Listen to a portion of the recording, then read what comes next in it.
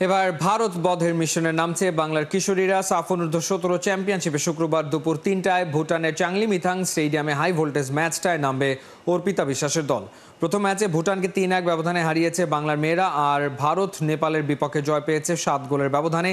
তাই তো শুক্রবারের লড়াইটা হবে দুই টেবিল টপারের। যেই ম্যাচের জন্য ভিডিও দেখে নিজেদের ছক সাজিয়ে নিয়েছে বাংলাদেশ। সামনে বড় ম্যাচ থাকলেও বৃহস্পতিবার কোনো অনুশীলন করেনি বাংলাদেশের মেয়েরা, ছিল শুধু রিকভারি সেশন। আগামীকাল আমাদের ইন্ডিয়ার সাথে ম্যাচ। আমরা যে ভুল ত্রুটিগুলি করেছি, আমরা যে মিস্টেকগুলি করেছি, এই মিস্টেকগুলি যেন না হয় সেগুলি নিয়ে আমরা কাজ করেছি।